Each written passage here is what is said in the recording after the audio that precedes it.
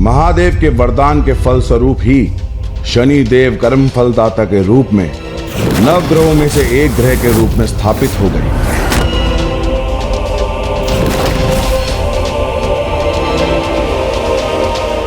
मुझे स्वयं महादेव ने कर्म फल के आधार पर दंडाधिकारी नियुक्त किया है।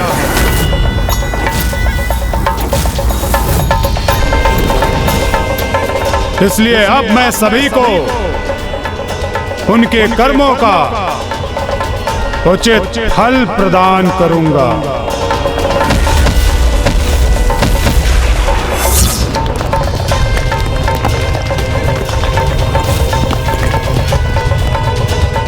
और अब उन्होंने पूर्ण निष्ठा से अपना कार्य आरंभ किया, जिसके लिए समस्त ब्रह्मांड पर उनकी दृष्टि थी। और फिर प्रभु शिव शंकर शंभु से शनि देव को प्राप्त इस उपाधि, इस वरदान ने ही प्रभु पिपलाद के अवतार के लिए अभिशाप का रूप धारण कर लिया। हाँ लंकेश, पूर्व में आपने मुझे बताया था कि कैसे शिशु रूप में प्रभु पिपलाद अपनी माता द्वारा ही त्याग दिए गए। ये कैसा कुप्रभाव हुआ था शनिदेव की दृष्टि का कि एक माता अपने ही नवजात शिशु से दूर होने पर विवश हो गई। और फिर प्रभु पिपलाद के पिता उस समय कहाँ थे? क्या नाम था उनका? उनके पिता ब्रह्मदेव के परपौत्र महिषी दधीची थे, जो प्रभु महादेव शिव शंकर शंभु के महाभक्त भी थे। कर्पूर गौरम करुणावतारम संसार सारम भुजगेंद्रहारम सदा वसंतम हृदयारविंदे भवम भवामी सहितम नमामि। कर्पूर गौरम करुणावतारम संसार सारम भुजगेंद्रहारम सदा वसंतम हृदयारविंदे भवम भवामी सहितम नमामि। वो तो सदियों से संतान प्राप्ति के लिए प्रभु महादेव की तपस्या में लीन थे, और उनकी तपोग्नि दिन प्रतिदिन अधिक प्रभावशाली होती जा रही थी। नमः शिवाय, नमः शिवाय।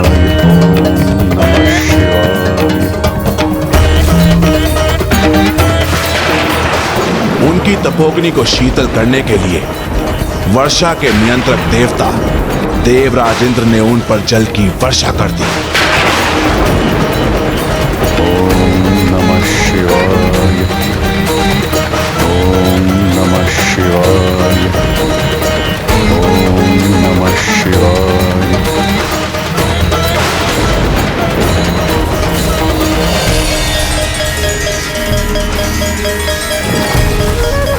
इंद्रदेव निरंतर प्रयासत रहे, वो बिना रुके वर्षा करते रहे, किंतु ऋषि दधीची ना अपने स्थान से डिगे, ना उनका तप भंग हुआ, और ना ही उनकी तपोग्नि में कोई कमी आई।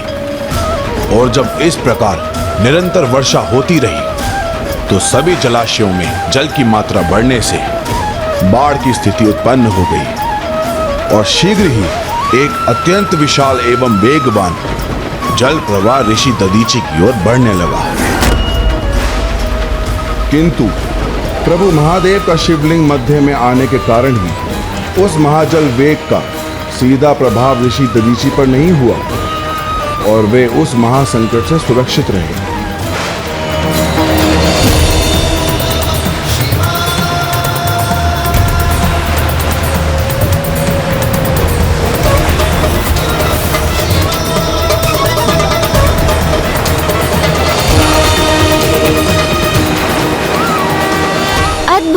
वहाँ पिताश्री प्रभु महादेव की तपस्या में लीन ऋषि दधीची की रक्षा स्वयं प्रभु महादेव के शिवलिंग ने कर ली। हाँ, किंतु स्वयं शिवलिंग पर जल का प्रभाव हो रहा था, क्योंकि एक ओर जल के प्रवाह के कारण शिवलिंग का आधार भूमि से विलग हो गया था, और उधर से दूसरी ओर ऊपरी दिशा से इस तीव्र जल प्रवाह के साथ विशाल शिला शिवलिंग की ओर बढ़ रही थी।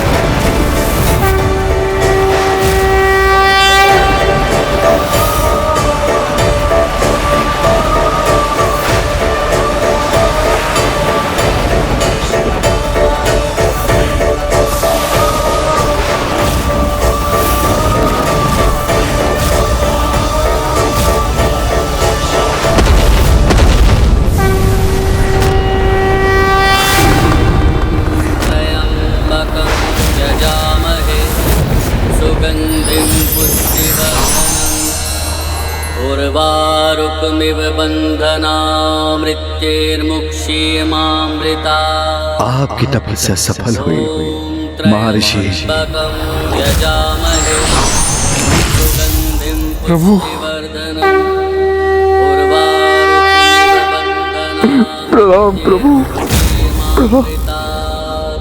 कहिए आपको मुझसे क्या वरदान चाहिए? प्रभु, मैंने तो यह तपस्या संतान प्राप्ति के लिए ही की थी। मुझे वरदान दीजिए कि मुझे एक तेजस्वी पुत्र प्राप्त हो। आपने एक पिता के समान अपने हाथों में भरकर मेरे शिवलिंग का ध्यान रखा, जिससे मैं अत्यंत प्रभावित हुआ। इसलिए मैं आपको वरदान देता हूँ कि मैं स्वयं आपके पुत्र के रूप में प्रकट होऊंगा, कि मैं स्वयं आपके पुत्र के रूप में प्रकट होऊंगा, कि मैं स्वयं आपके पुत्र के रूप में प्रकट होऊंगा। धन्यवाद प्रभु, बहुत बहुत धन्यवाद।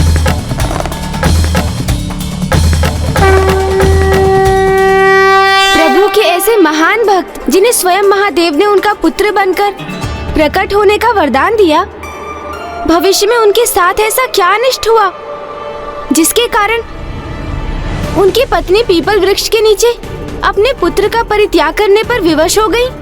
इतने असंख्य प्रश्न करते हैं आप गणेश जी, किंतु चिंता ना कीजिए गौरी पुत्र। मैं दशानन रावण ना ही कोई कार्य अधूरा छोड़ता हूं और ना ही कोई कथा। इसलिए धैर्य रखिए और मुझे एक एक कर कथा का प्रत्येक चरण सुनाने दीजिए।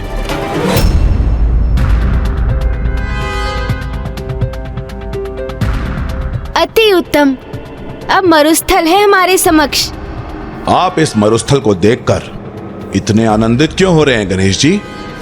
क्या वो आपका मूषक लौट आया है क्या? क्या आप किसी योजना का निर्माण कर रहे हैं?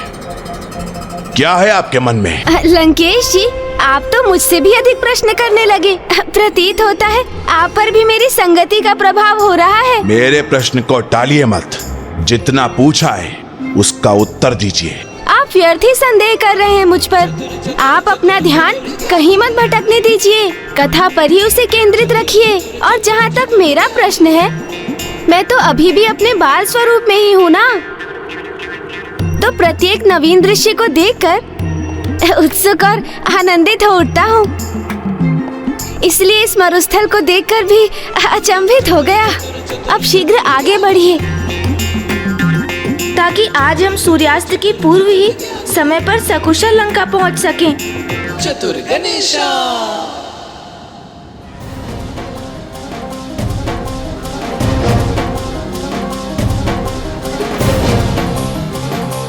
किंतु अब मुझे उचित अवसर प्राप्त होगा मरुस्थल की तपती धूप में, क्योंकि इससे उन्हें अधिक प्यास का आभास होगा। इसलिए वो अधिक जल का पान करेंगे और फिर शीघ्र ही उन्हें लघु शंका करने की आवश्यकता होगी। लंकेश को आत्मलिंग मेरे हाथों में सौंपना ही होगा और फिर मैं इस आत्मलिंग को यही मरुस्थल में स्थापित कर दूंगा। हे सूर्यदेव, आप तो बस आज अपने ताप को अधिक बढ़ा दीजिए। क्या हुआ लंकेश जी? कृपया मुझे आगे की कथा तो सुनाइए। तपस्या संपन्न होते ही ऋषि दधीचि अपनी पत्नी देवी सुवर्चा के निकट लौटे और उन्हें प्रभु के वरदान से अवगत कराया। तो वो भी अत्यंत आनंदित हुई और फिर समय बीतता गया और शीघ्र ही देवी सुवर्चा ने गर्भ धारण कर लिया।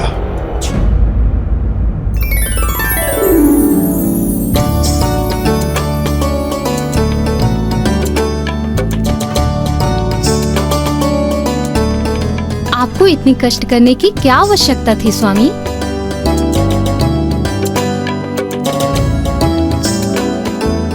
ऐसे समय में अपनी होने वाली संतान एवं उसकी माता की देखभाल एक पिता नहीं करेगा तो कौन करेगा? और आपके गर्भ से तो स्वयं महादेव जन्म लेने जा रहे हैं। उनकी सेवा से पीछे कैसे हट सकता हूं मैं? अर्थात आप इतनी सेवा मेरी नहीं उनकी कर रहे हैं।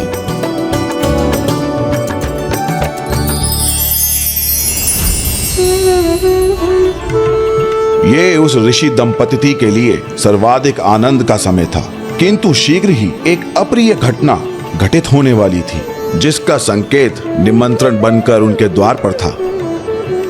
प्रणाम गुरुवर। प्रजापति दक्ष के यहाँ से एक दूत का आगमन हुआ है।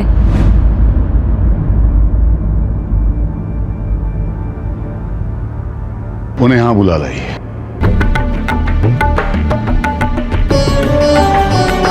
प्रणाम गुरुवर।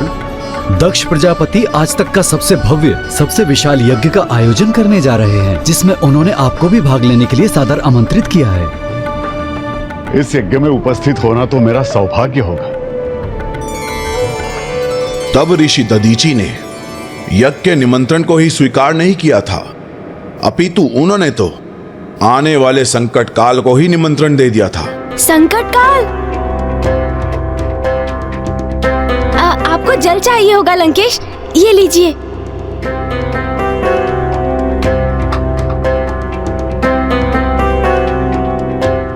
मुझे आशा है अब मेरी युक्ति अवश्य सफल होगी।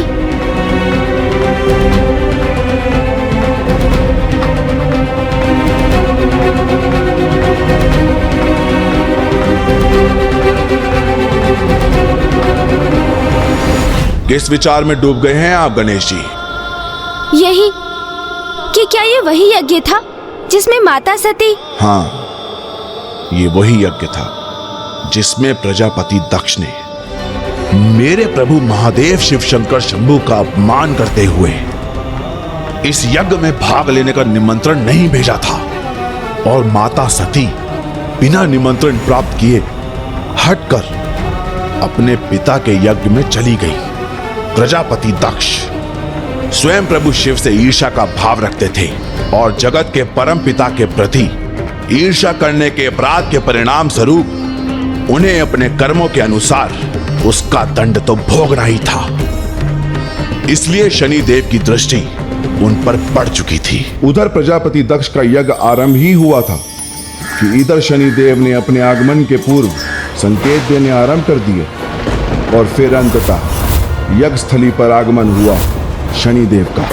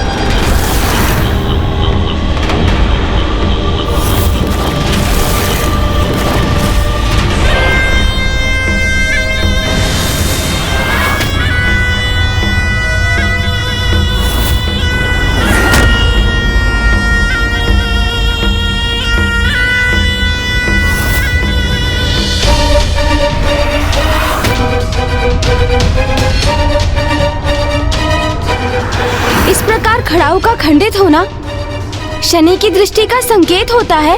हाँ, चरण पादुकाओं का खंडित होना अथवा पृष्ठ एवं शरीर के जोड़ों में अचानक उठने वाले आलस्य और पीड़ा का उत्पन्न होना शनि देव की ही दृष्टि के संकेत होते हैं। ऐसी अवस्था में हमें अपने विचार, व्यवहार और कर्मों के प्रति सजग होकर स्वयं में सुधार लाने की आवश्यकता होती है।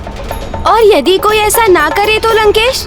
तो उस स्थिति में शनि देव की दृष्टि का प्रकोप अनेकों कष्ट उत्पन्न करता है, जो प्रजापति दक्ष के साथ भी हुआ, क्योंकि वो ना तो प्रभु के प्रति अपने द्वेष के भाव को नियंत्रण पा सके और ना ही अपने खड़ाऊ के खंडित होने पर उसका संकेत समझ सके, और शनि देव की दृष्टि से अनभिज्ञ रहकर यज्ञ स्थल पर पहुंच गए, जहां अन्य अतिथियों के साथ महर्षि दधीचि भी उपस्थित थे। समस्त देवी देवताओं, ऋषि मुनियों की उपस्थिति में वो महायज्ञ आरंभ हुआ, जिसमें सहर्ष उपस्थित होने शीघ्र माता सती भी वहां पहुंची। और जब उन्हें प्रभु महादेव शिव शंकर शंभू के लिए वहां आसन दिखाई नहीं दिया तो वो अत्यंत आहत हुई तब उन्होंने अपने पिता से इसका उल्लेख किया तो दक्ष प्रजापति ने महादेव का और अपमान कर देवी सती के हृदय को एक और बड़ा घाव दिया। क्यों आई हो तुम यहाँ पर? अपने पति का चयन तुमने हमारी इच्छा के विरुद्ध किया।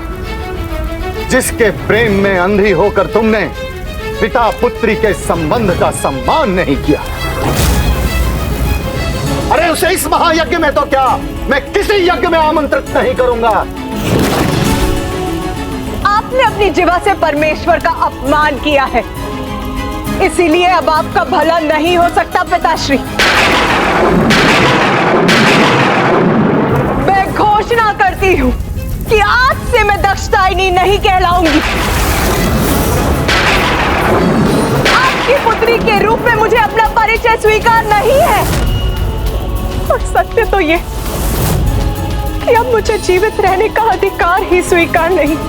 हे योगाग्नि, प्रकट हुई और अपने में समा के भस्म कर दीजिए मुझे।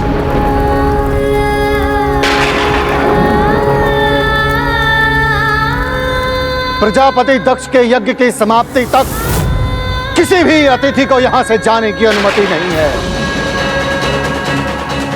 अब इस यज्ञ में कौन रुकना चाहिए? इस यज्ञ में मैं उपस्थित नहीं रह सकता। जहां अनेकों देवता देवी सती के आत्मदाह के पश्चात भी यज्ञ में बने रहे, वहीं ऋषि दधीचि ने तत्काल अपने इष्ट प्रभु महादेव के अपमान का विरोध किया।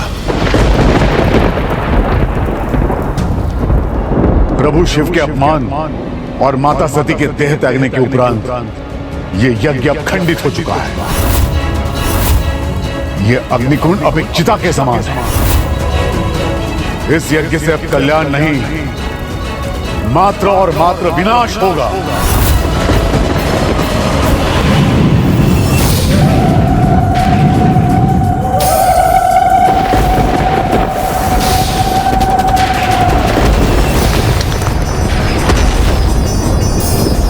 फिर क्या हुआ लंकेश?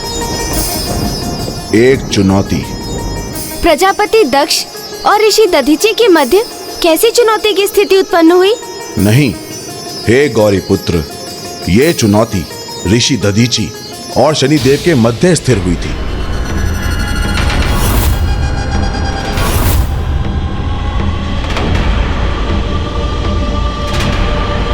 ऋषिवर, ऋषिवर, ऋषिवर, ऋषिवर।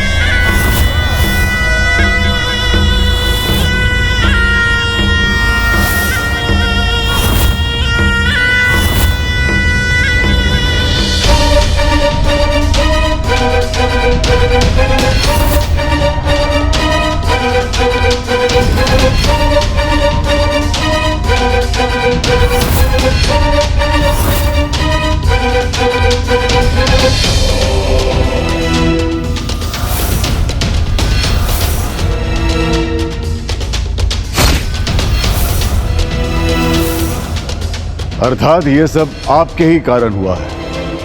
आपकी ही दृष्टि का प्रभाव है शनिदेव। ये मेरा नहीं ऋषिवर, ये उस प्रत्येक जीव के कर्मों का फल है जो अनुचित कर्म करता है।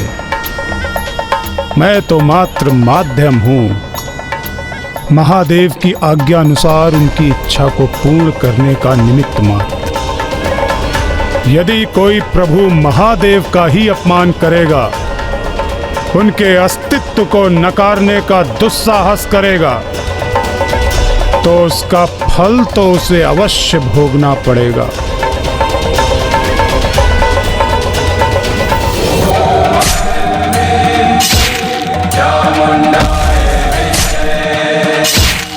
ये तो अभी आरंभ मात्र है। निकट भविष्य में दक्ष प्रजापति और उनके इस यज्ञ की और भी दुर्दशा होने वाली है।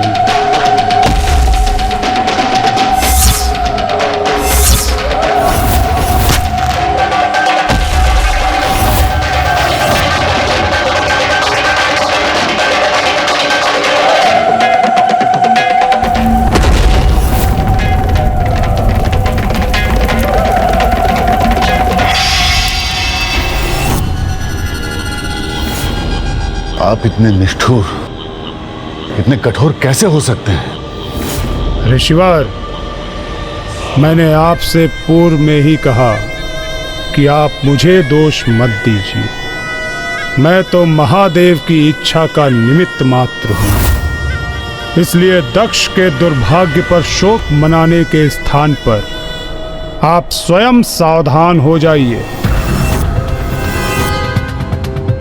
मुझे सावधान होने की भला क्या आवश्यकता है? मैंने क्या अपराध किया? और आप अकारण मुझे अपने प्रकोप का भागी नहीं बना सकते। इतने भी आश्वस्त मत रहिए ऋषिवर, क्योंकि आपको भी अभी अपने पूर्व जन्म के कुछ कर्मों का फल प्राप्त करना शेष है।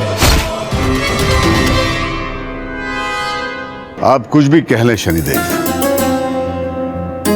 किंतु मुझे अटूट विश्वास है कि आप मुझे प्रभावित कभी नहीं कर सकते। इसका प्रत्यक्ष प्रमाण तो आपके समक्ष है। मैं आज दक्ष प्रजापति के यज्ञ में उपस्थित रहकर भी आपकी दृष्टि से सर्वथा सुरक्षित हूं। अवश्य ऋषिवर, क्योंकि आज आपका संतुलन स्थापित था। वो संतुलन जो अच्छे समय पर तो स्थिर रहता है, किंतु बुरे समय में अस्थिर होकर अनुचित कार्यों के लिए प्रेरित करता है। मैं किसी भी अवस्था में अपना संतुलन खो बैठूं, यह असंभव है। अपनी कथनी को करनी में बदलना अत्यंत कठिन होता है ऋषिवर। बुरी परिस्थिति का सामना होने पर श्रेष्ठ पुरुष भी विचलित होकर सुपथ से भटक जाते हैं। ऐसे ही विपरीत समय में मनुष्य के वास्तविक चरित्र का परिचय प्राप्त होता है। तभी ज्ञात होता है कि एक सत्पुरुष वास्तविकता में सदैव सत्पुरुष ही रहता है अथवा वो पशुवत व्यवहार कर दुष्कर्म करने लगता है। किसी पर मेरी दृष्टि पड़ती है ऋषिवर, तो वो अपनी भूल सुधारने के स्थान पर और अधिक अनुचित कर्म करने लगता है, और उसके अपराधों की अति होने पर उसका भयानक अंत निश्चित है। और जब आप पर मेरी दृष्टि का प्रभाव होगा, तब आपका भी यही परिणाम होगा ऋषिवर।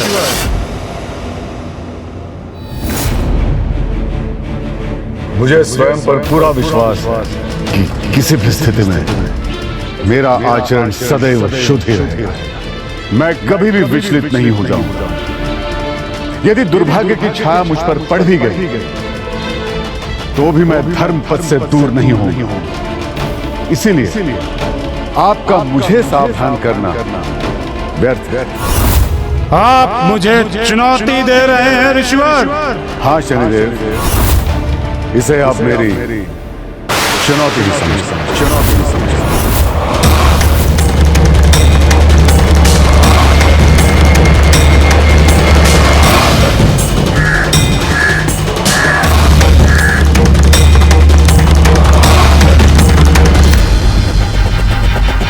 ऋषिवर, ऋषिवर, ऋषिवर, ऋषिवर।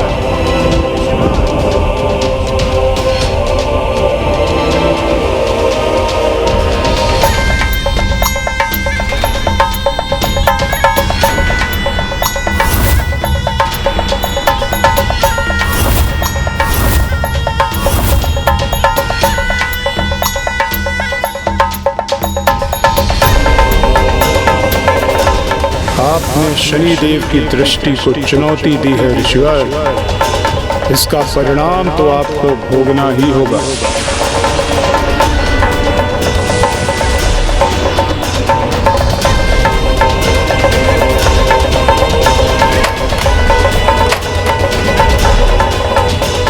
ये क्या? आश्रम का द्वार खंडित हो गया? ऋषिवर, ये मात्र प्रथम संकेत है मेरी दृष्टि के प्रभाव का। यदि ये शनिदेव की दृष्टि के प्रकोप का आरंभ है, तो मुझे तनिक भी विचलित हुए बिना अपने संपूर्ण आत्मबल से उसका सामना करना चाहिए।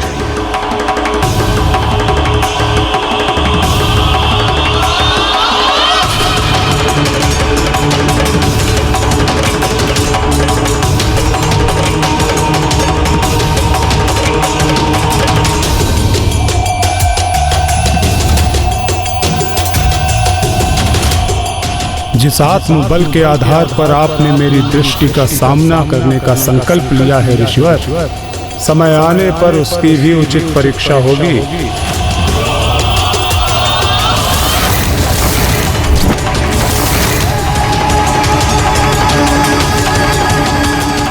आश्चर्य! जिस ग्रह में स्वयं महादेव जन्म लेके प्रकट होने वाले थे, वो महान शिव भक्त भी शनिदेव की दृष्टि से नहीं बच सके। हाँ गौरी पुत्र, शनिदेव की दृष्टि सभी सीमाओं और किसी प्रकार के नियंत्रण से परे थी, और शनिदेव की दृष्टि जिस पर पड़नी होती थी पड़कर ही रहती थी। और इसी क्रम में देवराज इंद्र पर भी शनिदेव का प्रभाव होने ही वाला था। इंद्रदेव पर?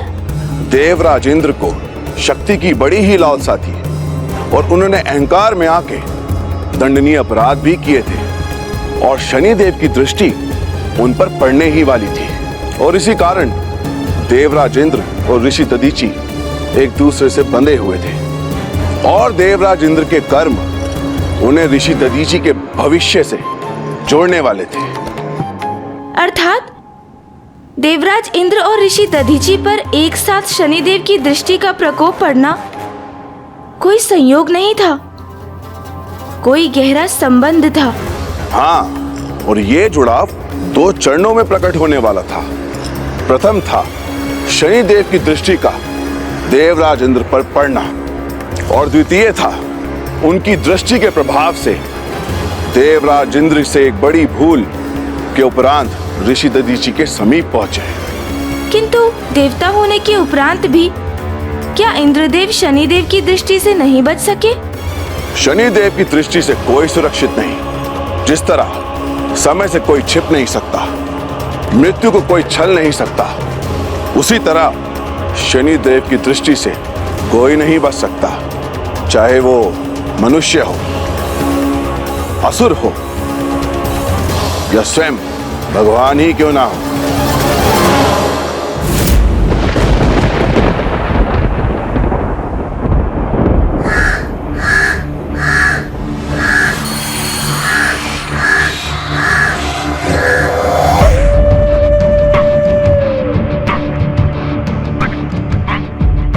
कौन है ये, अथवा क्या है जिसके अशुभ आगमन का आभास मुझे इतना विचलित कर रहा है?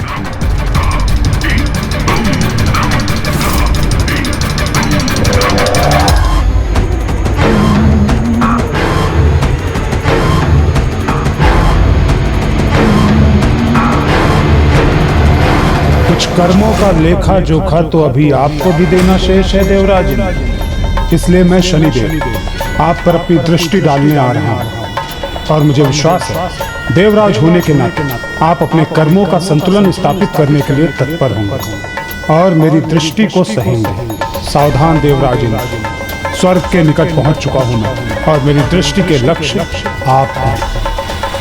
नहीं शनिदेव नहीं, मैं देवराज इंद्र आपको ऐसा करने की अनुमति कदापि नहीं दूंगा, कदापि नहीं।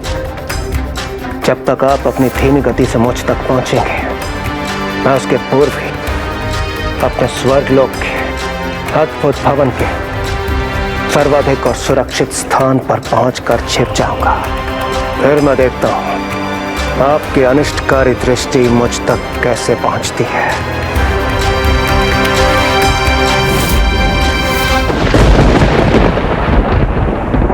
शनिदेव हर किसी को उसके कर्मों का फल देते हैं, किंतु उनकी यही कर्तव्य परायणता एक पिता बनने को तरस रहे एक ऋषि एवं एक अजन्मे शिशु के लिए दंड बनने वाली थी। प्रभु भोलेनाथ के आने वाले अवतार की कथा का दुखद कारण बनने जा रही थी। उधर प्रजापति दक्ष का यज्ञ आरंभ ही हुआ था, इधर शनिदेव ने अपने आगमन के पूर्व संकेत देने आरंभ कर दिए। ऋषि दधीचि और इंद्रदेव दोनों के जीवन पर शनिदेव की दृष्टि का ऐसा क्या कुप्रभाव पड़ा होगा कि जिसके परिणाम स्वरूप प्रभु पिपलाद का जीवन ही प्रभावित हो गया।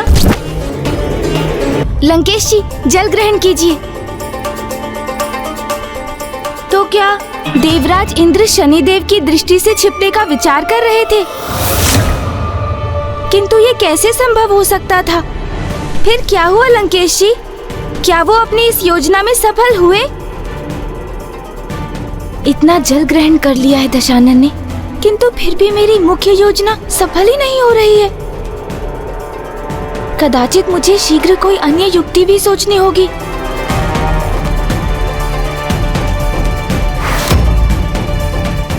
यहाँ मरुभूमि में वायु का प्रवाह धूल को गतिमान कर रहा है। समझ गया। लाइए लंकेश, दीजिए मुझे।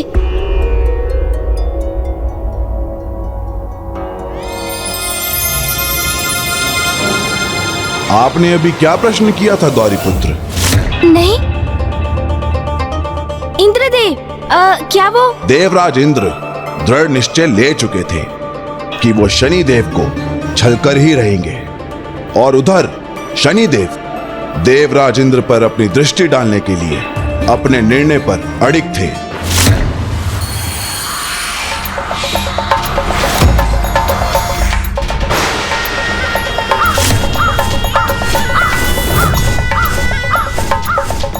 सावधान देवराज इंद्र, स्वर्ग के निकट पहुंच चुका हूं मैं, और मेरी दृष्टि के लक्ष्य आप हैं।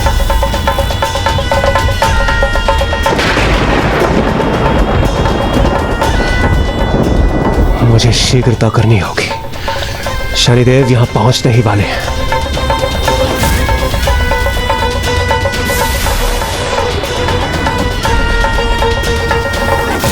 ये तो शनिदेव की दृष्टि की परछाई है, अर्थात वो मेरे अत्यंत निकट है।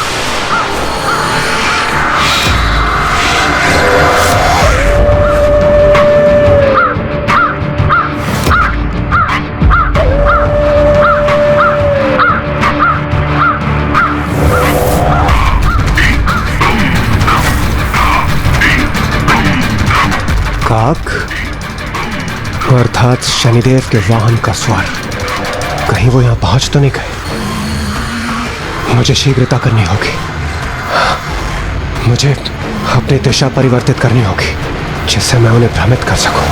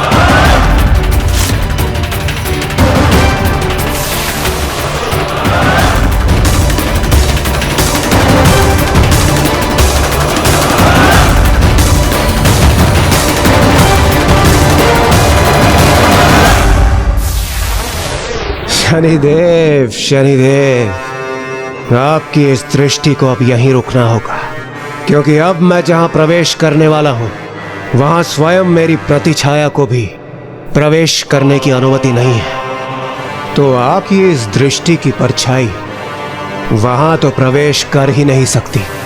देखिए, सुरक्षित हो रहा हूं मैं आपकी इस दृष्टि की परछाई से।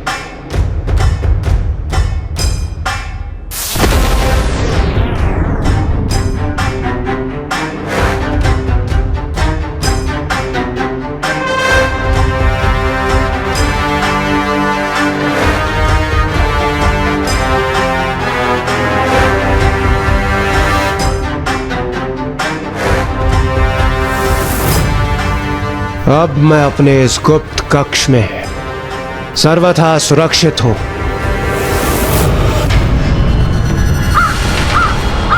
ये सर्वथा अनुचित है देवराज इंद्र, आप मेरी दृष्टि से छिप नहीं सकते। मेरी दृष्टि सभी के लिए समान है। इसके प्रभाव से कोई नहीं बच सकता।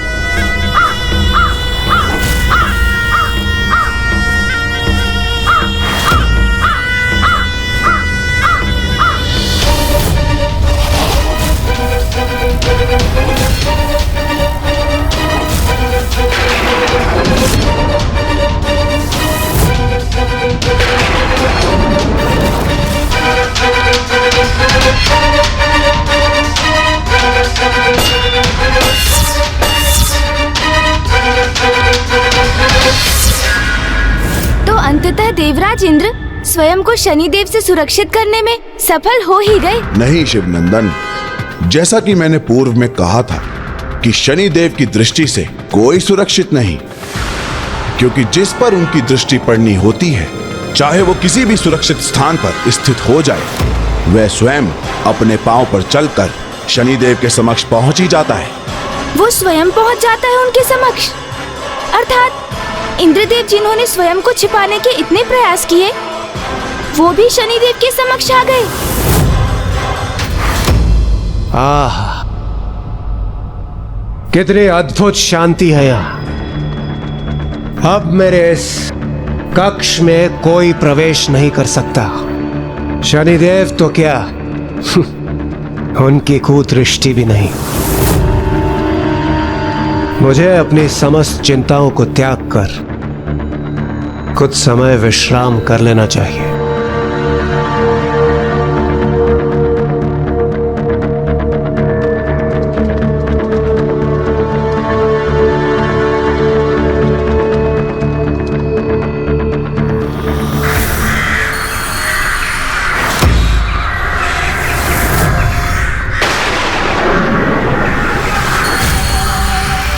देवराज इंद्र, शीघ्र आपको मेरे समकक्ष आना ही होगा।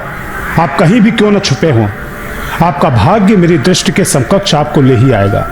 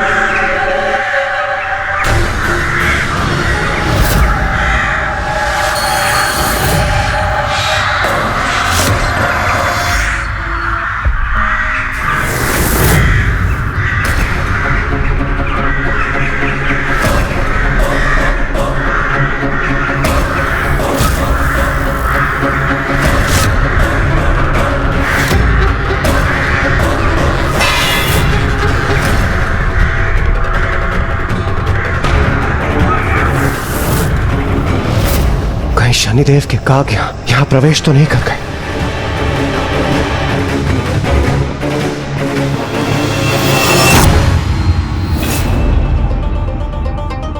यहाँ तो सब कुशल है। कदाचित ये मेरा भय है जो भ्रम का रूप ले रहा है। यहाँ तो कुछ भी नहीं है। ये अवश्य मेरा भ्रम ही था। भ्रम।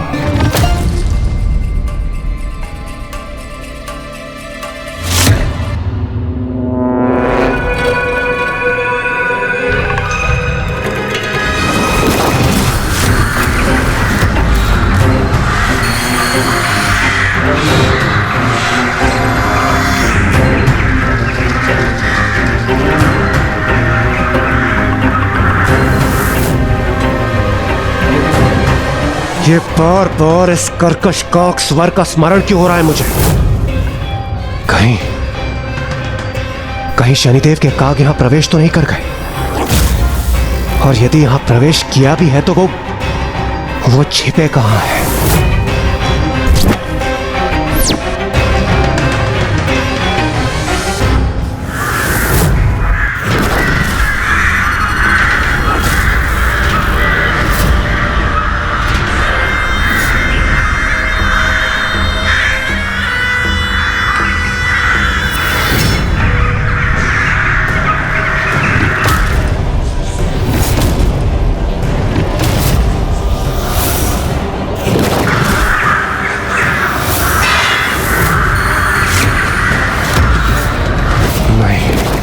मैं यहाँ सुरक्षित नहीं हूँ। नहीं हूँ मैं सुरक्षित। मुझे कुछ करना होगा।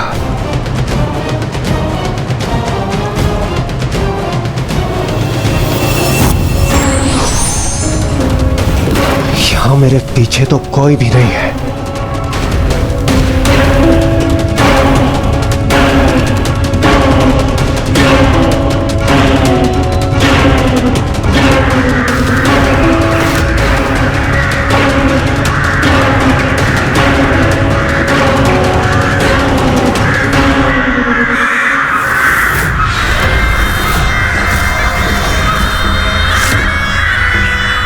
शनिदेव,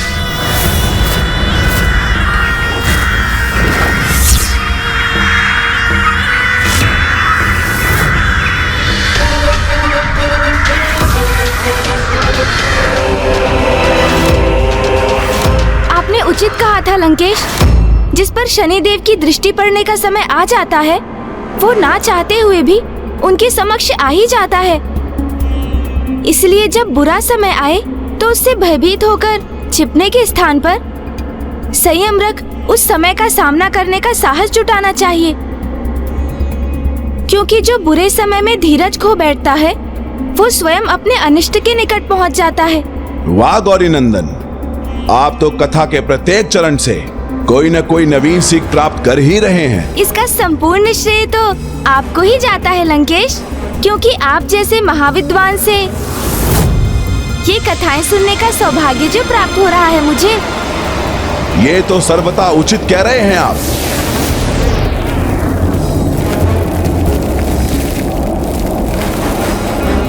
यहाँ वायु का वेग अचानक इतना प्रचंड कैसे हो रहा है? प्रतीत होता है यहाँ धूल का भवंडर उत्पन्न होने वाला है।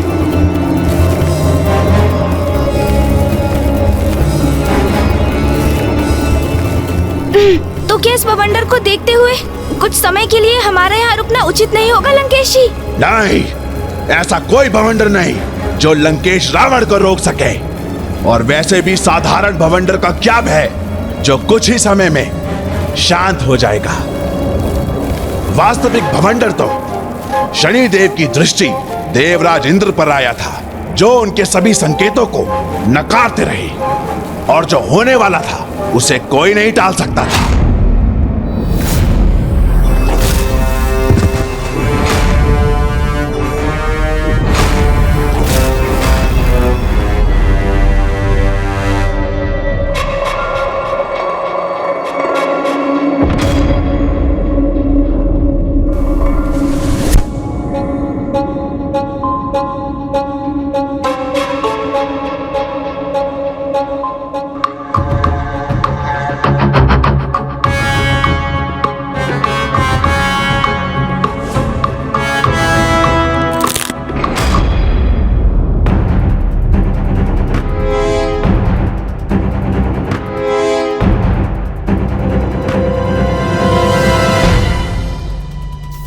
ये मेरे घुटनों में ऐसी पीड़ा क्यों उत्पन्न हुई?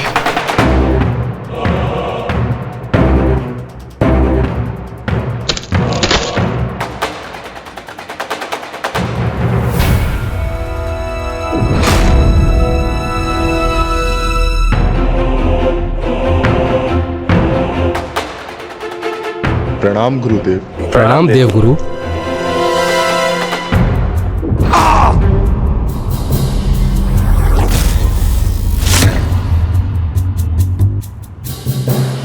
प्रणाम देवगुरु। अन्य सभी देवता अपने गुरु अर्थात मेरे सम्मान में अपने स्थान पर खड़े हो गए, किंतु इंद्रदेव ये कैसी घृष्टता कर रहे हैं?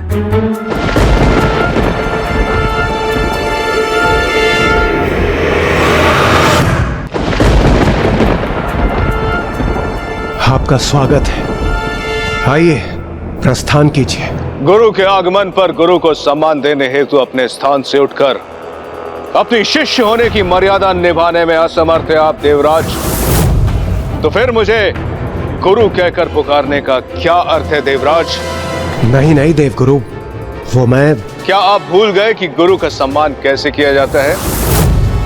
अथवा ये भूल गए कि मैं देवगुरु आपका भी गुरु हूं? नहीं नहीं गुरुदेव, मैं कुछ नहीं भूला हूं। ना मैं आपका स्थान भूला हूं और ना ही आपका सम्मान, किंतु मेरा विश्वास कीजिए, मेरे घुटनों में अपार पीड़ा हो रही है, जिस कारण मैं उठने में असमर्थ हूं। बस देवराज,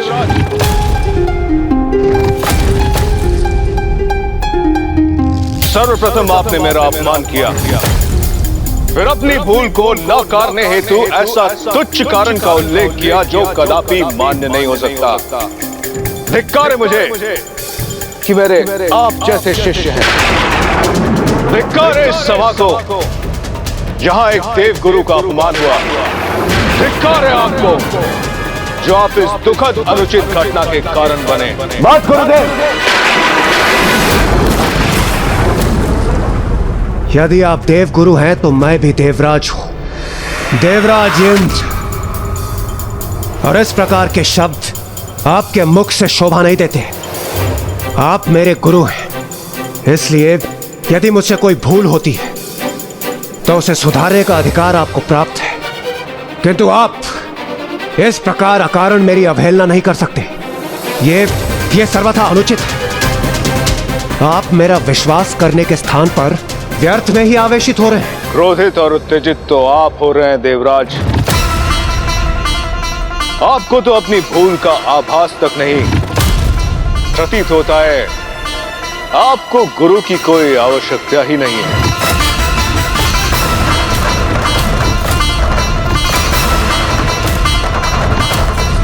जहां सम्मान न प्राप्त हो वहां एक क्षण भी रुकना मृत्यु से भी अधिक कष्टकारी होता है। इसीलिए मैं देव गुरु बृहस्पति संपूर्ण सभा के समक्ष देव गुरु पद का परित्याग करता हूं।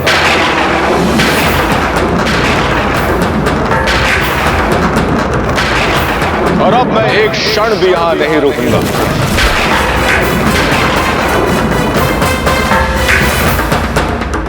नहीं देवगुरु, नहीं देवगुरु, ऐसा अनर्थ मत कीजिए गुरुदेव। आप क्या कह रहे हैं गुरुवर? अपने क्रोध को शांत कीजिए गुरुदेव। हमारा परित्याग करने का अनर्थ मत कीजिए गुरुदेव। रुक जाइए, रुक जाइए। देवगढ़,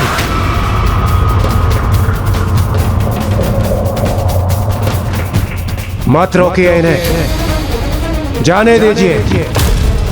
इन्होंने जो निर्णय लिया है उस पर इन्हें स्थिर रहने दीजिए।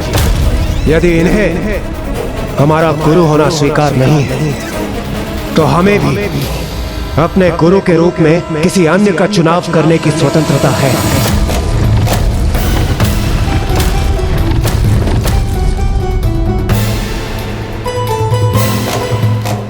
गुरुदेव, इंद्रदेव के वचनों को अन्यथा मत लीजिए, रुक जाइए। हाँ गुरुदेव, रुक जाइए।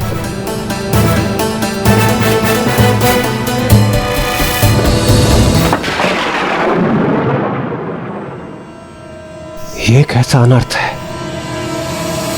शनिदेव की दृष्टि के प्रभाव में आते ही इंद्रदेव से बड़ी बड़ी भूल होने लगी थी। ये तो मनुष्य पर निर्भर करता है कि वो शनिदेव की दृष्टि से कैसे सामना करता है। जो मनुष्य स्वयं को सुधार लेते हैं उन पर शनिदेव की दृष्टि का कम प्रभाव पड़ता है। जो निरंतर भूल करते हैं उन पर अनेकों कष्टों की वर्षा होती है। और ऐसा ही होने वाला था इंद्रदेव के साथ, क्योंकि एक तरफ देवगुरु उनका साथ छोड़ गए और वहीं दूसरी ओर असुर राज विध्वंसक को गुरु असुर शुक्राचार्य का साथ प्राप्त हो गया।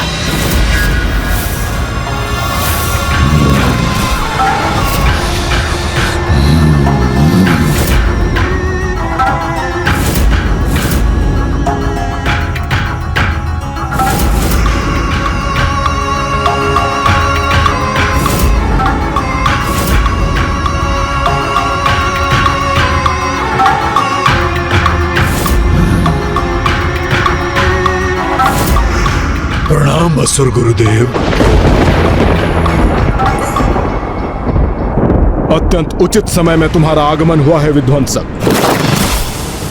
स्वर्ग लोक पर आक्रमण करने का सर्वोत्तम समय है ये, क्योंकि गुरु विहीन हो चुके देवगण उचित दिशा निर्देश के अभाव में अवश्य भूल करेंगे।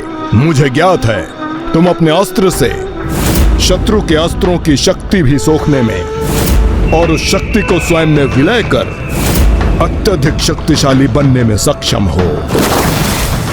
परंतु युद्ध केवल शक्ति से नहीं, युक्ति से लड़ा जाता है।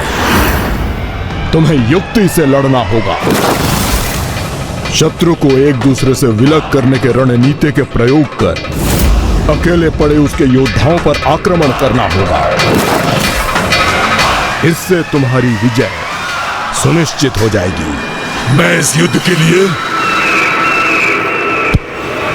सर्वथा तैयार हूं गुरुदेव।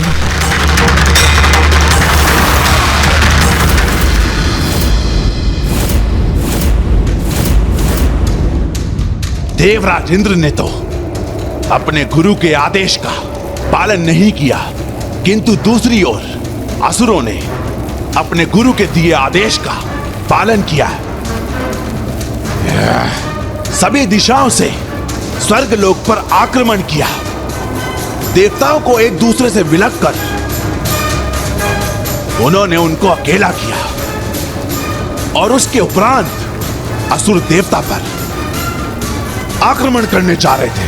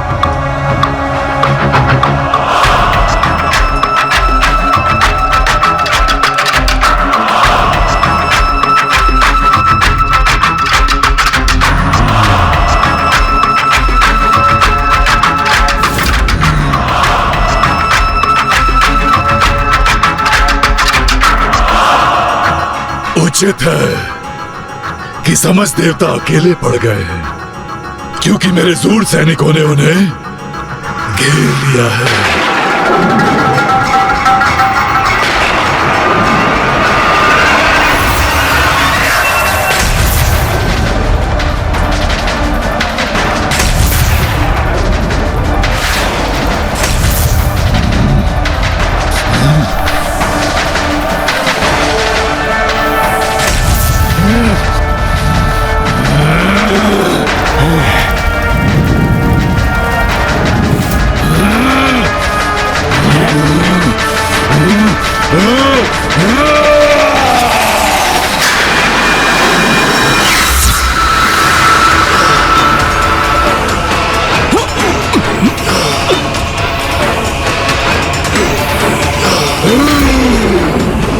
ये हमारे दिव्य अस्त्र जड़ कैसे हो गए?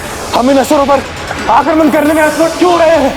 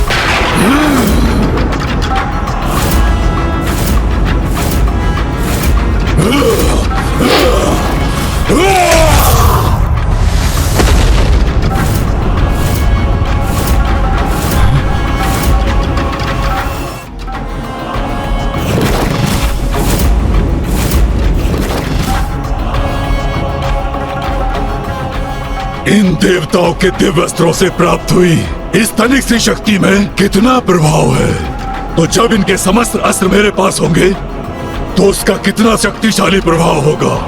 तब तो मैं उनकी समस्त शक्ति से संपन्न होके सर्वशक्तिशाली बन जाऊंगा।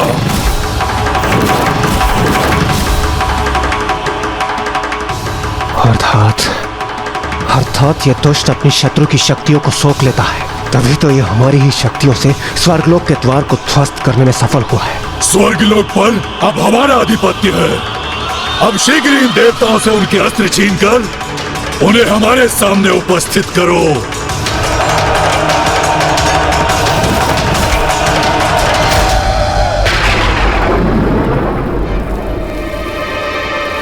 दशानन जी, आपको पुनः प्यास लगी होगी ना? किंतु मुझे बताइए कि फिर क्या हुआ? क्या वो शक्तिशाली असुर देवताओं के अस्त्र छीन सके? जल ग्रहण कीजिए लंकेश जी। चतुर गणेशा। मुझे तो पूर्ण विश्वास है लंकेश कि बलशाली असुर विध्वंसक के समक्ष तो देवता अपने घुटने टेकने पर विवश हो गए होंगे और असुर राज ने देवताओं से अस्त्र प्राप्त कर ही लिए होंगे। नहीं, इसके पूर्व वो असुर देवताओं तक पहुंच पाते, देवराज इंद्र ने उनकी योजना को प्राप्त कर आकाश की ओर बढ़कर वहां से निकल गए। साथ ही उन्होंने अन्य देवताओं को भी अपने साथ आने को कहा।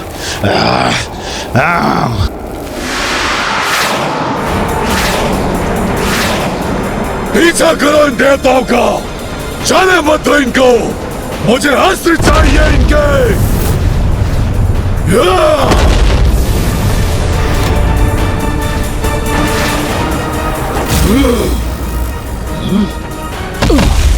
आपने हमें रणभूमि से हटने का आदेश क्यों दिया देवराज? क्या है ये आपकी योजना? अग्निदेव, वो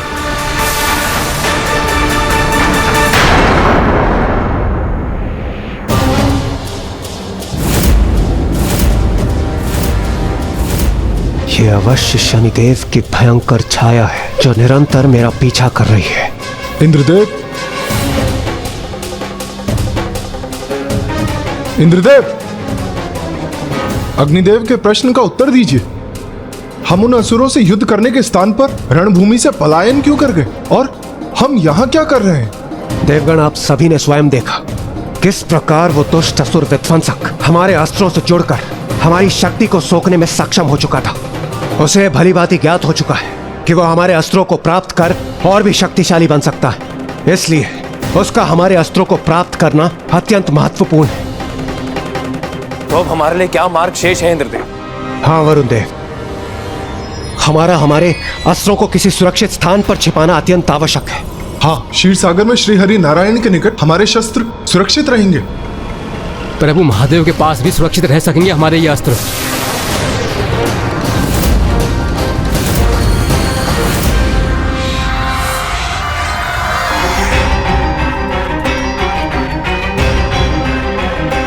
ऋषि दधीचि, वो ही हमें हमारे अस्त्रों को छिपाने में हमारी सहायता कर सकते हैं। देवगुरु बृहस्पति की अनुपस्थिति में हमारे दिव्य अस्त्र अब ऋषि दधीचि के पास ही सुरक्षित रह सकते हैं। चलिए देवगण।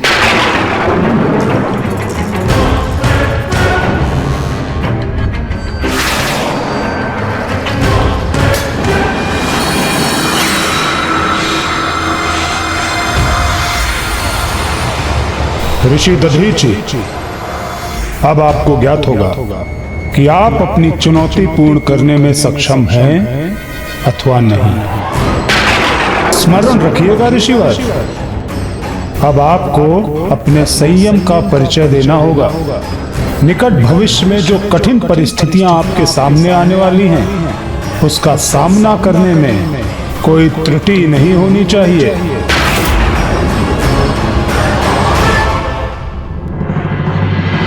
शनिदेव ने आप पर अपनी दृष्टि का प्रभाव किया है, फिर भी स्वामी आप ऐसे आनंदित प्रतीत हो रहे हैं जैसे आपको कोई चिंता ही नहीं।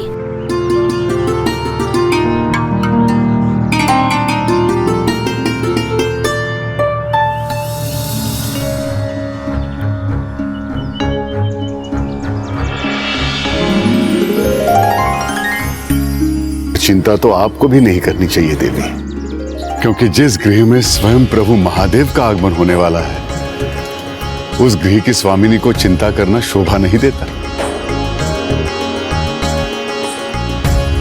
और रही बात शनिदेव की दृष्टि की,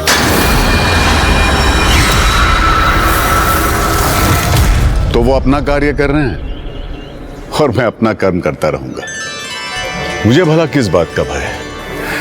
अन्य सभी विचारों से मुक्त होकर हमें मात्र और मात्र हमारे भावी पुत्र के विचारों में ही लीन रहना चाहिए, क्योंकि पुत्र रूप में स्वयं महादेव का आगमन जो होने वाला है यहाँ। ये कैसी परिस्थिति बन रही थी लंकेश? पूर्व में ऋषि दधीची ने शनिदेव को चुनौती दी और अब इंद्रदेव, जिन पर शनिदेव की दृष्टि पड़ने वाली थी, वे ऋषि दधीची के पास स्वयं ही आ रहे थे। ये किस प्रकार का समीकरण बनने जा रहा था इनके मध्य लंकेश? लंकेश, जैसा कि अभी तक आपने अपनी कथा में बताया कि देवराज इंद्र और ऋषि दधीची दोनों पर ही शनिदेव की दृष्टि पड़ चुकी थी, तो अब आगे इसका क्या परिणाम होने वाला था लंकेश? कृपया बताइए। शनिदेव की दृष्टि ऋषि दधीची पर तो पड़ चुकी थी गौरी नंदन, किंतु अब भी वे अपने धर्म पथ पर अड़िग होकर महादेव के पुत्र रूप में जन्म लेने की प्रतीक्षा में अधीर हुए जा रहे थे। अन्य सभी विचारों से मुक्त होकर हमें मात्र और मात्र हमारे भावी पुत्र के विचारों में ही लीन रहना चाहिए, क्योंकि पुत्र रूप में स्वयं महादेव का आगमन जो होने वाला है, जिनके शुभ दर्शन से समस्त जगत खिल उठता है, वो शीघ्र ही हमारे अंक में खिलखिलाएंगे। जिनके समक्ष जगतवासी भोग लगाकर भोजन समर्पित करते हैं, वो स्वयं मेरे हाथों से भोजन ग्रहण करेंगे। जिनकी उंगलियों के संकेत पर सारा संसार, सारा ब्रह्मांड गतिशील होता है, वो मेरी और आपकी उंगली पकड़कर चलेंगे। शिव महादेव के आंगन पर समस्त देवता और सप्तऋषि भी पूर्ण निष्ठा और भक्ति भाव से नतमस्तक होने आते हैं। वो स्वयं हमारे घर में हमारे साथ क्रीड़ा करेंगे। कहीं ऐसा ना हो स्वामी कि समस्त देवी देवता उनके दर्शन के लिए हमारे ही आंगन में एकत्र होने लगे। ऋषिवर दधीची,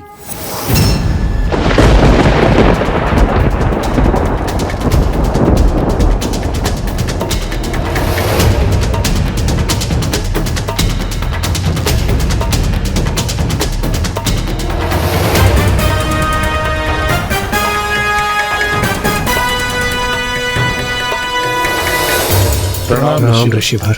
प्रणाम ऋषिवर। प्रणाम माता। प्रणाम। प्रणाम। आप सब ऐसे निस्तेज अवस्था में? क्या आप सभी पर किसी महासंकट की छाया छाई हुई है? हाँ ऋषिवर, हम पर अत्यंत बड़ा संकट छाया है। दुर्भाग्यवश उन दुष्ट असुरों ने हमसे हमारा स्वर्ग पर से स्वामित्व भी छीन लिया। अब वो हमारे अस्त्रों को प्राप्त करना चाहते हैं और हमारे दिव्य अस्त्र अनुचित हाथों में कदापि नहीं जाने चाहिए, क्योंकि वो असुर राज विध्वंसक हमारे अस्त्रों की शक्ति को स्वयं न समाहित कर अपराजय हो जाएगा और हम शक्ति विहीन होकर स्वर्ग पर पुनः अपना आधिपत्य कभी भी स्थापित नहीं कर सकेंगे।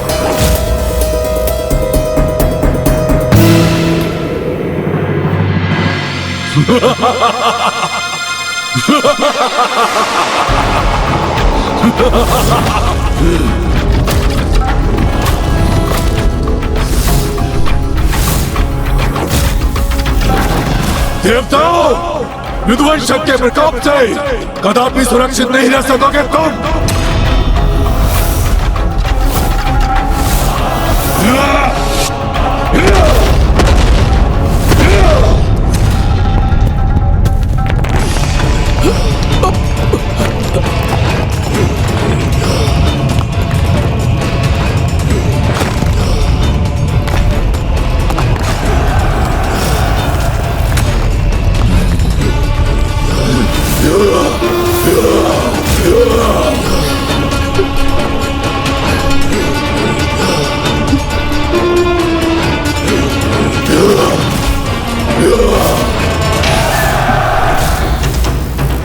आप चिंता मत कीजिए देवी, यहाँ कोई अनिष्ट नहीं होगा। आप भीतर जाके स्वयं को शांत कीजिए। जब स्वयं शिव शंभु भोलेनाथ आपके गर्भ में है, स्वयं महादेव हमारे साथ हैं, तो फिर किस बात की चिंता, कैसा भय? मुझ शनिदेव को चुनौती दी थी ना आपने ऋषि दधीचि। अब मैं देखता हूं कि मेरी दृष्टि पड़ने के पश्चात भी आप कैसे संयमित रहते हैं। आप निश्चिंत रहिए, भीतर जाकर विश्राम कीजिए। प्रभु इच्छा से जो भी होगा उचित ही होगा। जाइए।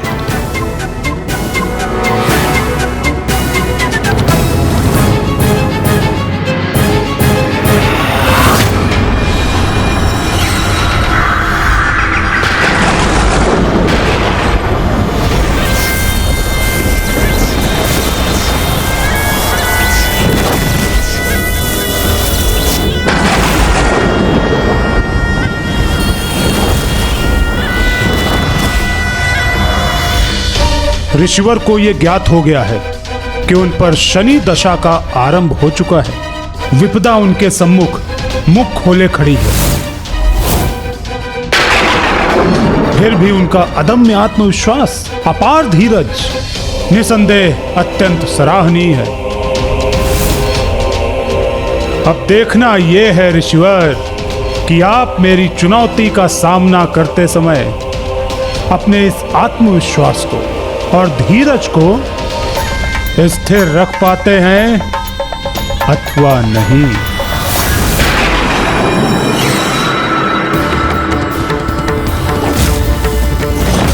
ऋषिवर, हमें शीघ्र हमारे इन अस्त्रों को किसी सुरक्षित स्थान पर छिपाना होगा, जहां पर यह दुष्ट असुर न पहुंच सके।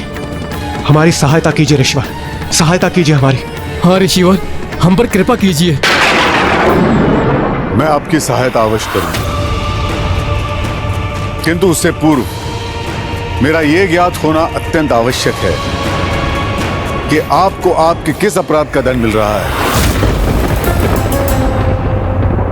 जिसके कारण आप जैसे महान देवता एक साधारण असुर से अपनी रक्षा के लिए यहां आने को विवश हो गए। बस गुरुदेव, यदि आप देव गुरु हैं तो मैं भी देवराज हूं, और इस प्रकार के शब्द आपके मुख से शोभा नहीं देते, किंतु आप इस प्रकार अकारण मेरी अवहेलना नहीं कर सकते। जहां सम्मान न प्राप्त हो वहां एक क्षण भी रुकना मृत्यु से भी अधिक कष्टकारी होता है। इसीलिए मैं संपूर्ण सभा के समक्ष देव गुरु पद का परित्याग करता हूं।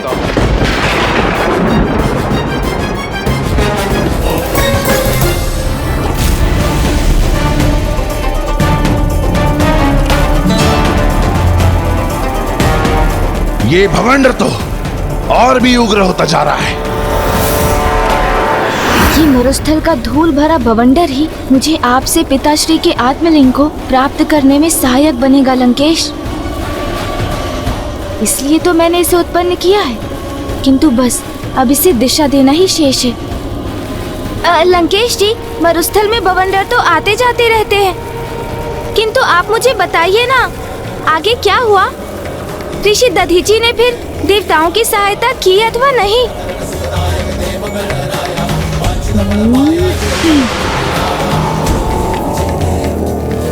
मुझे तो दृढ़ विश्वास है कि ऋषि दधीचि को जब देवगुरु बृहस्पति के अपमान का ज्ञात हुआ होगा तो उन्होंने देवताओं की सहायता करने से अस्वीकार कर दिया होगा। नहीं, देवराज इंद्र अवश्य दोषी थे और उसका आभास ऋषि दधीचि को हो चुका था, किंतु इस अवस्था में वो उनकी सहायता करने के लिए प्रस्तुत थे। ऋषिवर, कृपा कर बताएं किस अवस्था में आप हमारा अनुरोध स्वीकार करेंगे। मैं आपका प्रत्येक आदेश मानने के लिए तैयार हूं। यहां अपने अस्त्र छोड़ने के उपरांत आप सब देवगुरु को सादर लौटा कर लाएंगे। देवगुरु का स्थान कभी रिक्त नहीं रहना चाहिए, अन्यथा और विपदाएं अवश्य आएंगी। मैं वचन देता हूं ऋषिवर, कृपा कर हमें वो स्थान बताने की कृपा करें जहां हमारे ये अस्त्र सुरक्षित रह सके। आप सभी अपने अस्त्र मेरे समक्ष रख दीजिए। दिवस हो अथवा रात्रि, चेतन अवस्था में रहूं या अवचेतन अवस्था में, मैं निरंतर अपने शरीर का ध्यान रख उसे सर्वथा सुरक्षित रखता हूं। इसीलिए आपके अस्त्रों की सुरक्षा के लिए यही उचित होगा कि मैं उन्हें अपने शरीर में समाहित करूं।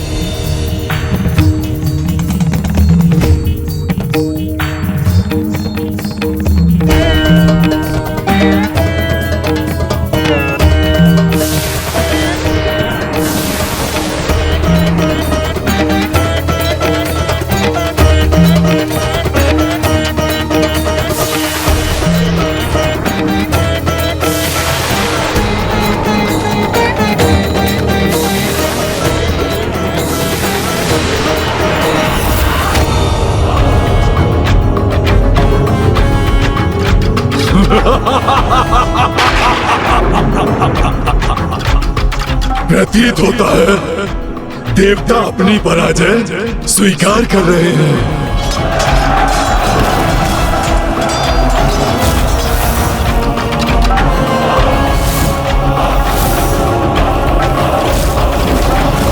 यदि ये चक्रवाती बवंडर तनिक और प्रचंड हो जाए तो प्रभु के आत्मलिंग पर लंकेश की जकड़ अवश्य मंद पड़ जाएगी। तब मैं यथाशीघ्र आत्मलिंग को अपने हाथों में लेकर यहाँ भूमि पर स्थित कर दूंगा, जिससे पिताश्री के आत्मलिंग यहीं स्थापित हो जाएंगे।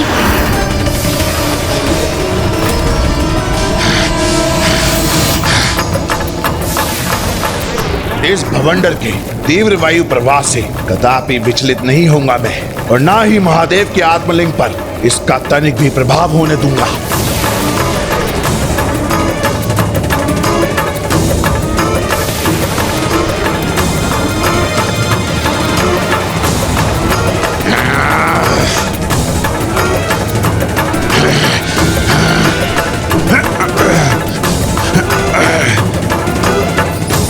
अब शीघ्र सफल होगी मेरी युक्ति।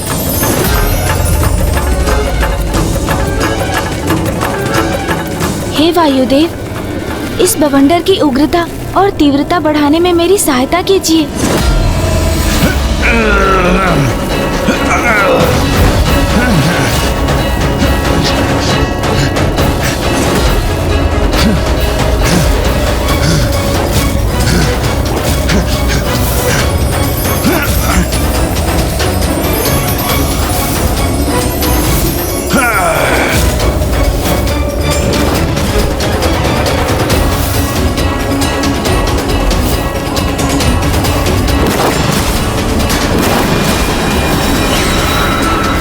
ये क्या कर रही है शिवनंदन गणेश जी? ये कैसी मुद्रा धारण की है इन्होंने? कई इस भवंडर के पीछे इन गौरी पुत्र का ही तो हाथ नहीं? तो उचित था मेरा संदेह कि आप मेरे मार्ग में बाधाएं उत्पन्न कर रहे हैं। गौरी पुत्र, सर्वप्रथम मूषक को भेजकर आपने आक्रमण कराया मुझ पर। जब वो युक्ति सफल नहीं हुई तो धूल का भवंडर उत्पन्न कर दिया आपने। ये आपने उचित नहीं किया गौरी पुत्र। अब लंकेश मेरी योजना के प्रति सजग हो गए हैं, इसलिए मेरा अभी सफल होना अनिवार्य है। उचित तो यही होगा कि लंकेश के हाथों की शक्ति शिथिल पड़ जाए और मैं आत्मलिंग को उनके हाथों से ले सकूं। मेरे मार्ग में आए इस भवंडर के पीछे आप हो या अथवा कोई और, किंतु आप लंकेश के हाथ से उनके आराध्य के आत्मलिंग को नहीं ले पाएंगे।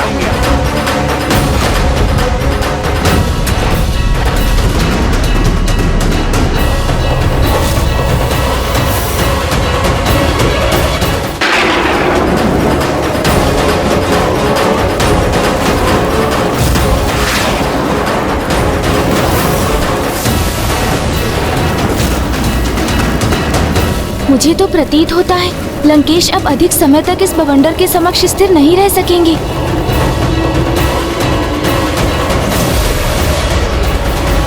स्वयं पर मैं शीला और शिलाखंडों का प्रहार होऊंगा मैं, किंतु इस चक्रवाती भवंडर को मैं अपने आराध्य के आत्मलिंग को स्पर्श भी नहीं करने दूंगा।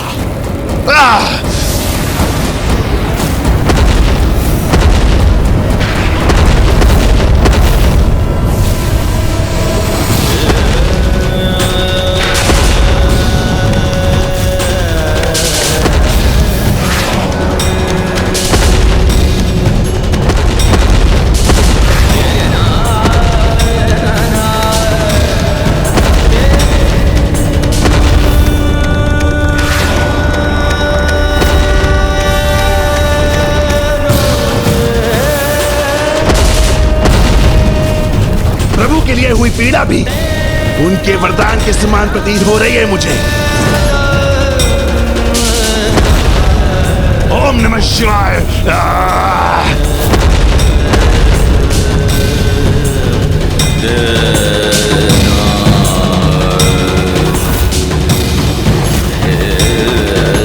ओम नमः शिवाय।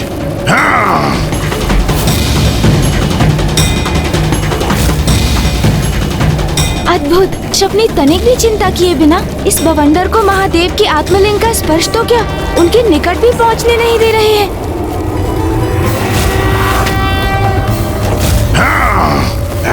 ओम नमः शिवाय। ऐसे महान शिव भक्त यदि उचित आशय और निस्वार्थ भाव से भक्ति करते तो इन्हें आत्मलिंग को अपने साथ ले जाने से रोकने की कोई आवश्यकता ही नहीं होती, क्योंकि मुझे पूर्ण विश्वास है कि इनकी निष्ठा और श्रद्धा के भाव को देखकर पिताश्री भी अवश्य अत्यंत प्रभावित हो रहे होंगे। एक महाशिव भक्त को इतने कष्ट में देखना अत्यंत कठिन है मेरे लिए।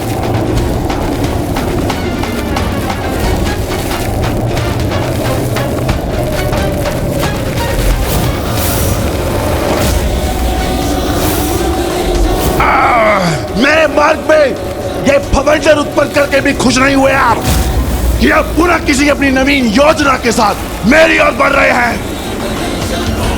हे वायुदेव, इस बवंडर को शांत कर एक बार पुनः मेरी सहायता कीजिए आप। अब ये क्या करने जा रहे हैं?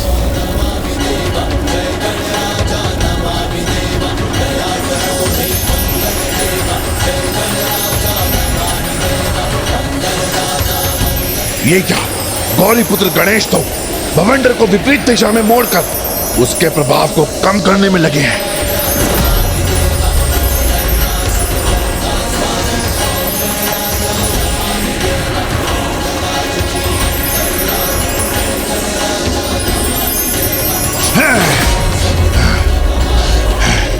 तो क्या गणेश जी ने ये भवंडर उत्पन्न ही नहीं किया, रोका है उसे।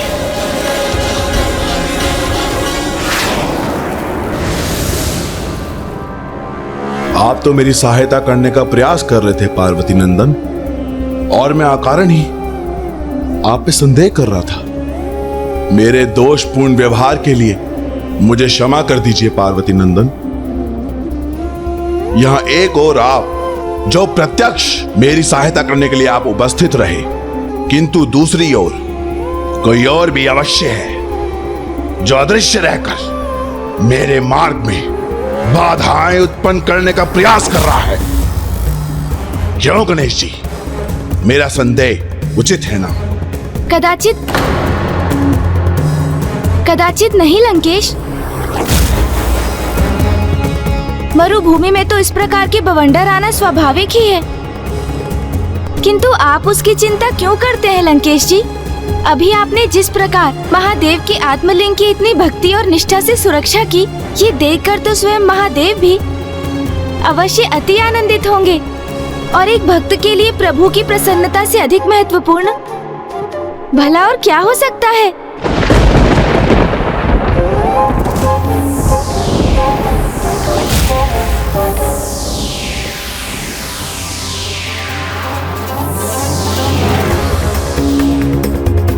तो बताइए ना, फिर क्या हुआ लंकेश? देवता जब ऋषि बृहस्पति को मनाने वहां से प्रस्थान कर गए, तो ऋषि दधीचि ने उनके अस्त्रों को किस प्रकार अपने शरीर में समाहित कर उन्हें विध्वंसक से सुरक्षित किया? ये तो आपकी ही लीला है गौरीपुत्र। जिस प्रकार आज आपने मेरी रक्षा की, उसी प्रकार उस समय आपने ऋषि दधीचि को सुरक्षित किया था। उनके इस अत्यंत महत्वपूर्ण कार्य में आपने पंचमुखी रूप में प्रकट होकर उनकी सहायता की थी, और उसके साक्षी तो स्वयं शनिदेव भी थे।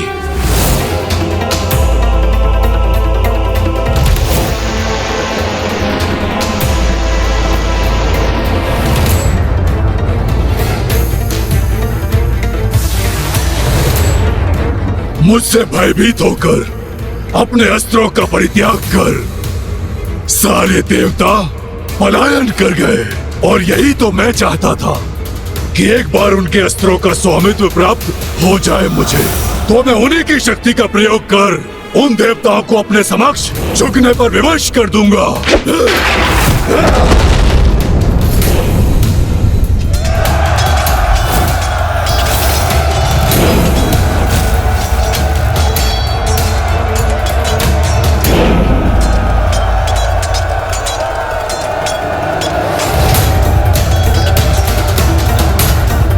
इसके पूर्व के वो असुर इन देवास्त्रों के निकट भी पहुंच सके, मुझे इन्हें सुरक्षित करना चाहिए।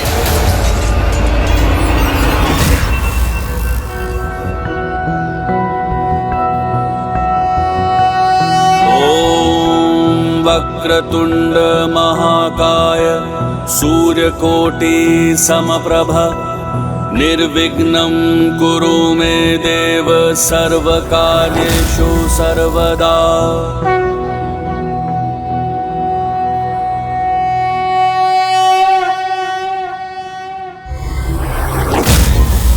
हे विघ्नहर्ता, हे विघ्नकर्ता, इन असुरों से रक्षा हेतु मैं इन देवास्त्रों को अपने शरीर में समाहित करने जा रहा हूं। मुझे अपने इस कार्य में सफलता प्रदान करने की कृपा करें। ओम गं गणपतये नमः। ओम गं गणपतये नमः।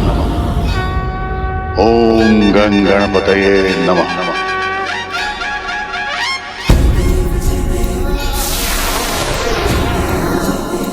हे देवताओं के दिव्य एवं शक्तिशाली अस्त्रों, मेरे शरीर के भीतर प्रवेश कर मेरी अस्थियों में समाकर मुझे कृतार्थ करने की कृपा कीजिए।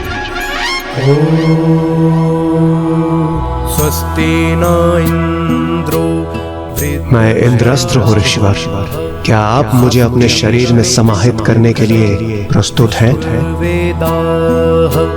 स्वस्ति नस्ताक्षो स्वस्ति नो बृहस्पति दधातु।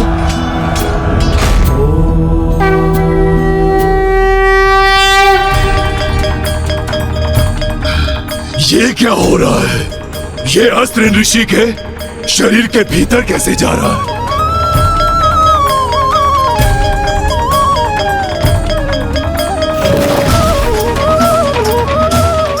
अद्भुत। ऋषि दधीची किसी भी शंका और चिंता से परे अड़िग हैं अपने कर्तव्य पर। मैं अग्नि अस्त्र हूँ, क्या अब आप मुझे अपने शरीर में प्रवेश करने की अनुमति प्रदान करते हैं?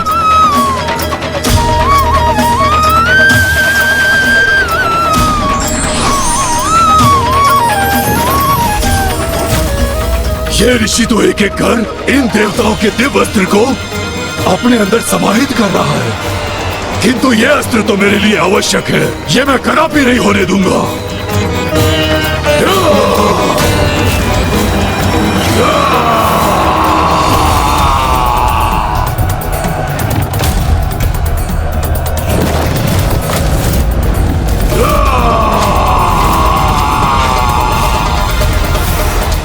ऋषिवर, मैं सूर्य अस्त्र आपके भीतर समाहित होने के लिए प्रस्तुत हूँ।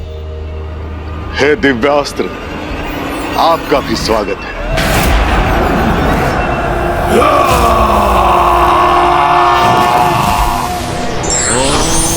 ओम आदित्याय विद्महे सहस्रकिरण्य धीमहि तन्नो सूर्य प्रचोदयात्। ऋषिवर, अभी तक तो आपने देवताओं के अनेक अस्त्रों को अपने भीतर समाहित किया है, किंतु अब जो शेष अस्त्र हैं, इन पे मेरा ही अधिकार होगा। ऋषिवर, क्या आप मुझे अर्थात वायु अस्त्र को स्वीकार करने के लिए तैयार हैं?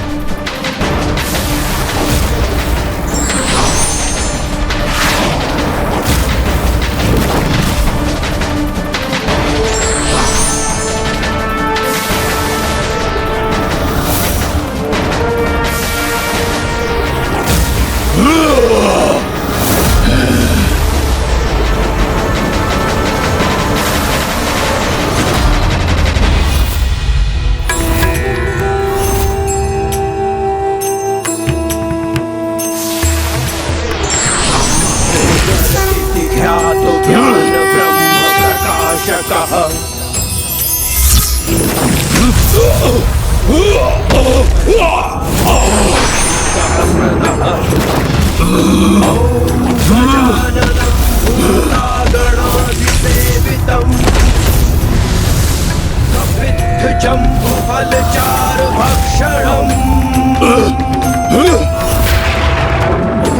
कैसी अद्भुत और अपार महिमा है श्री महागणाधिपति जी की, जो संकट काल में अपने भक्त द्वारा पुकारे बिना ही उनके विघ्नहर्ता और अधर्मियों के लिए विघ्नकर्ता बनकर उपस्थित हो गए हैं।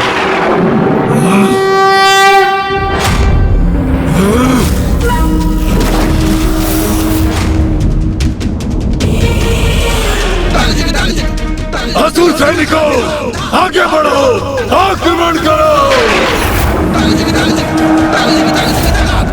आज मुझे देवताओं के दिव्य अस्त्र को प्राप्त करने से कोई नहीं रोक सकता।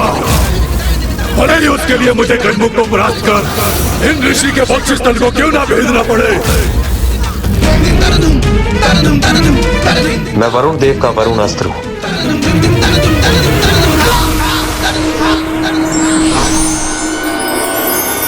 मैं कुबेर जी का अस्त्र हूँ।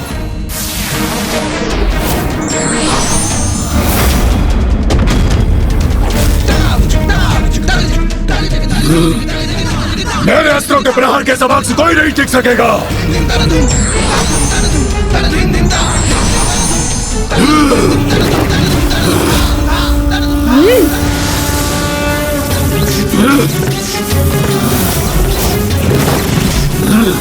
अस्त्रों से मुझ पर लक्ष्य साधने का कोई लाभ नहीं होगा गजमुख, क्योंकि मैं आपके अस्त्रों को जड़कर उनकी शक्ति को अपने अस्त्रों में समाहित कर लूंगा।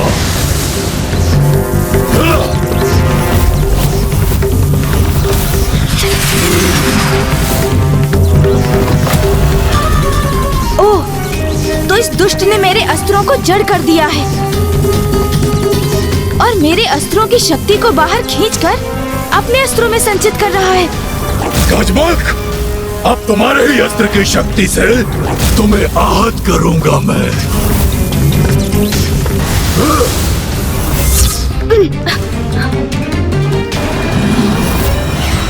देखा मेरे अस्त्र का प्रभाव? प्रतीत होता है शत्रु की ऊर्जा को सोखने का सामर्थ्य ही इस असुर को बल प्रदान करता है। तो उचित यही होगा कि मैं इसके विशेष बल को ही इसकी दुर्बलता बना दूं।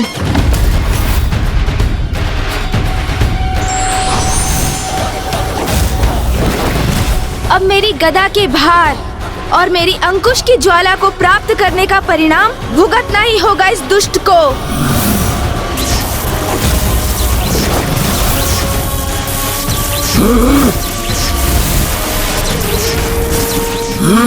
कदाचित मेरे अस्त्रों की शक्ति को अभी तक समझे नहीं हैं आप।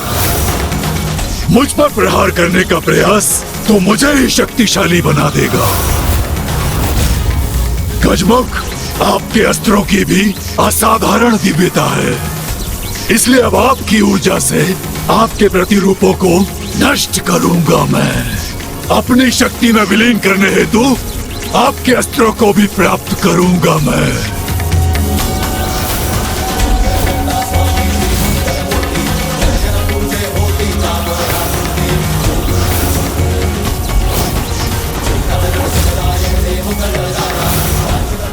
अपने अस्त्रों को धारण करना सहन नहीं हो रहा मुझे।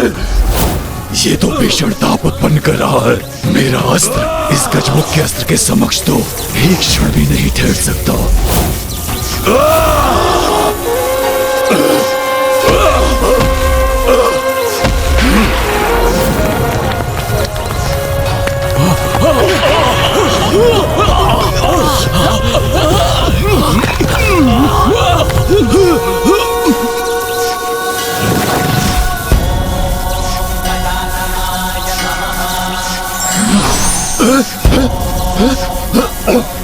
नहीं, नष्ट हो गया मेरा अस्त्र, मिट गया मेरे बल का आधार। मुझे अस्त्रहीन पाकर ये गजमुख मुझे बंदी बनाना चाहता है। मुझे शीघ्र यहाँ से पलायन कर अपनी रक्षा करनी होगी। यहाँ से पलायन नहीं कर पाओगे दुष्ट।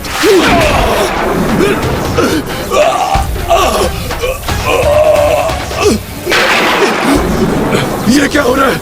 मेरे नीचे की भूमि विभक्त क्यों हो रही है?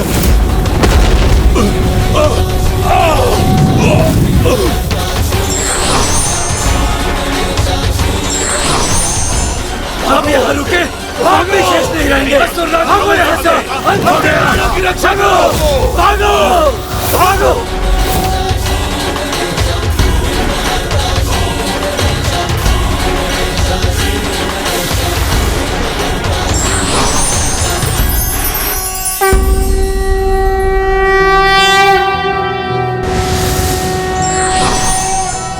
ओम नमस्ते गणपते त्वमेव प्रत्यक्षं तत्त्वमसि त्वमेव केवलं कर्तासि त्वमेव केवलं धर्तासि त्वमेव केवलं हर्तासि त्वमेव सर्वं खल्विन्दं ब्रह्मासि।